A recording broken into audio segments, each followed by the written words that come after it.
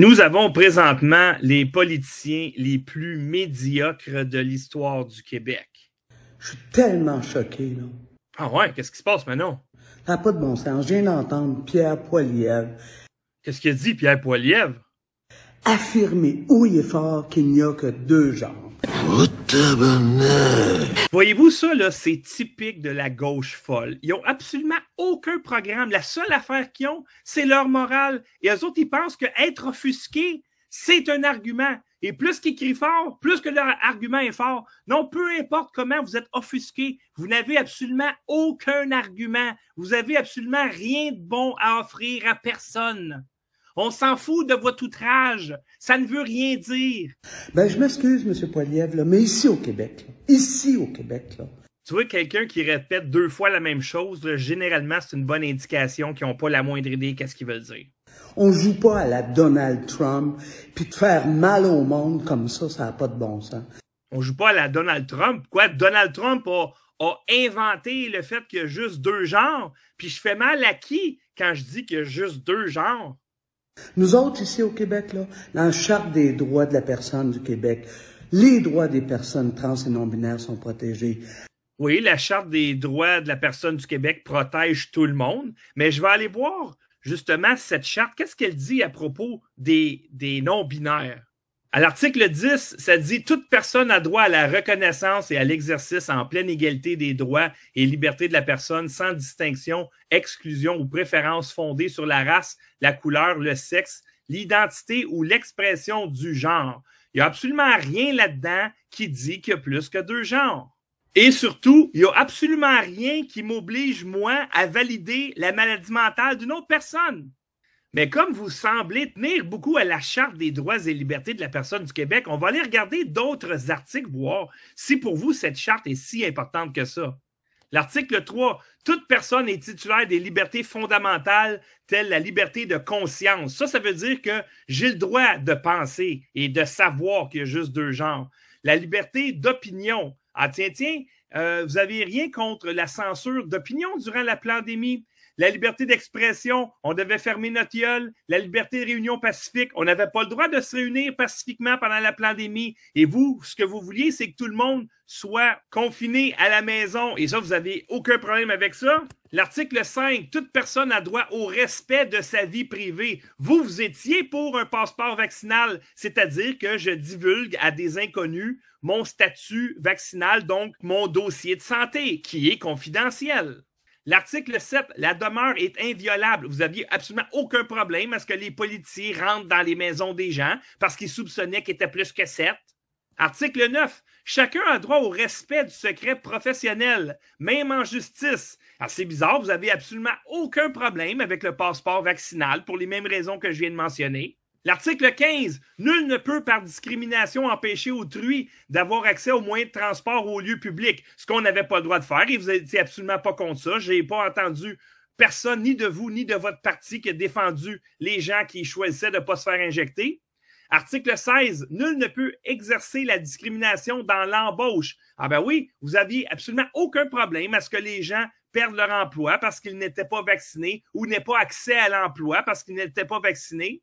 L'article 18.2, nul ne peut congédier, refuser d'embaucher ou autrement pénaliser dans le cadre de son emploi. Eh bien, vous n'avez absolument rien contre ça, comme je viens juste de mentionner. Article 24, nul ne peut être privé de sa liberté ou de ses droits, sauf pour les motifs prévus par la loi et suivant la procédure prescrite.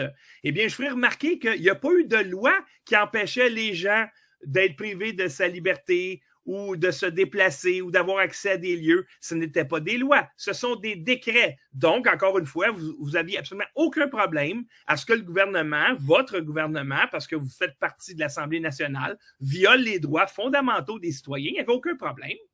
Maintenant, parlons de primauté parentale. Vous étiez pour qu'on enlève la primauté parentale aux parents, alors que spécifiquement dans la Charte des droits et libertés, les parents ont la primauté parentale. Et cette charte-là, en passant, est au-dessus de toutes les lois et surtout au-dessus de tous les décrets. Article 39. Tout enfant a droit à la protection, à la sécurité et à l'attention que ses parents ou les personnes qui en tiennent lieu peuvent lui donner. Je ferai remarquer que la Charte des droits et libertés est là pour protéger les gens du gouvernement, donc de vous. Parce que vous êtes une lesbienne, puis vous n'avez pas d'enfants, mais c'est bizarre, nos enfants, ils vous intéressent pas mal, hein, comme votre lobby. Alors, les parents ont la primauté parentale, mais vous n'aviez absolument aucun problème à voter pour une loi qui contrevient à cette charte-là. Article 41. Les parents ou les personnes qui en tiennent lieu ont le droit d'assurer l'éducation religieuse et morale de leurs enfants conformément à leurs convictions. Alors, vous, dans les écoles, quand vos idéologues endoctrinent nos enfants avec votre théorie du genre qui tient absolument à rien, en plus, vous êtes pour que le parent ne soit pas au courant de votre endoctrinement et que les enfants reviennent à la maison.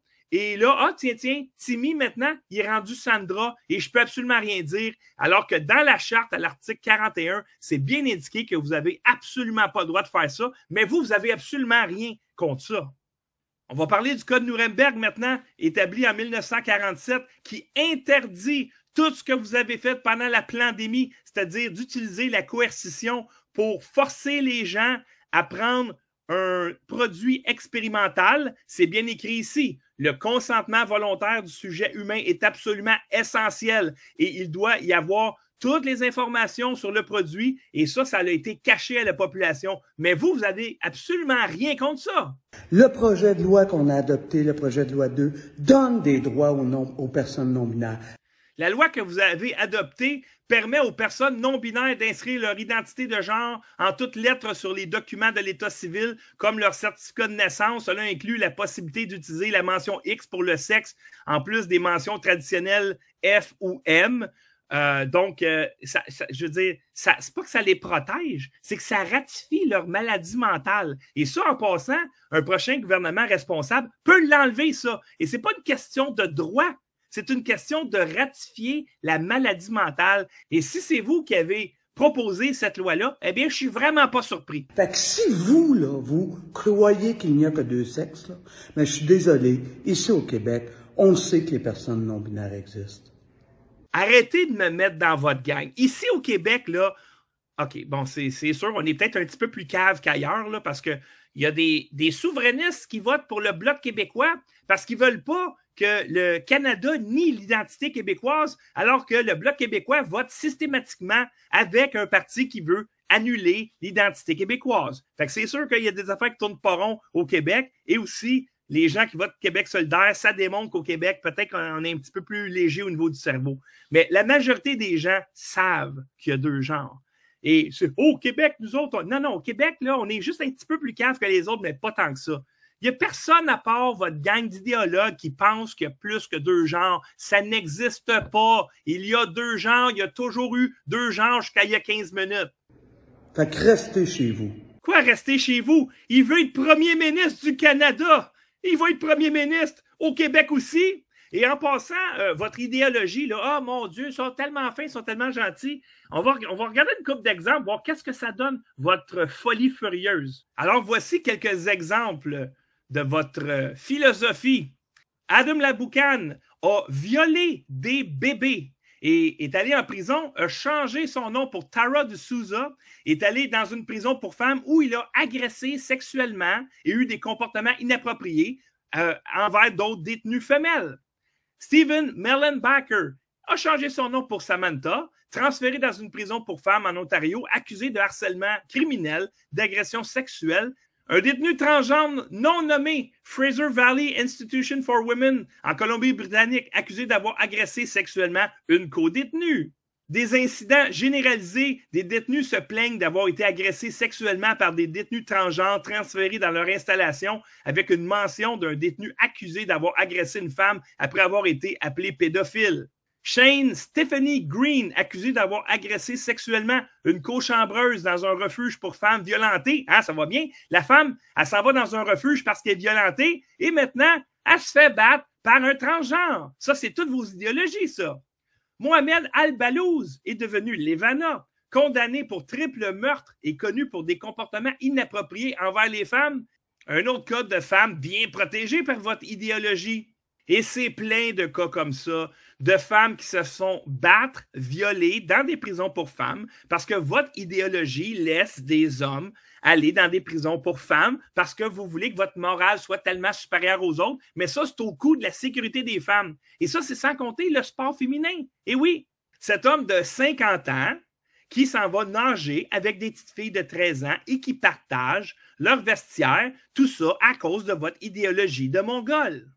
Pourtant, dans votre très, très belle charte que vous aimez tellement à l'article 26, toute personne détenue dans un établissement de détention a droit d'être soumise à un régime distinct approprié à son sexe, son âge et sa condition physique ou mentale. Donc, les femmes ont le droit d'être incarcérées avec d'autres femmes et à cause de votre belle idéologie, on entre des criminels mâles dans leur prison. Et ça contrevient à leur droit fondamental. À la lumière de ce que je vois là, vous détestez les femmes et vous détestez le peuple québécois. Et nous, on les déteste pas assez.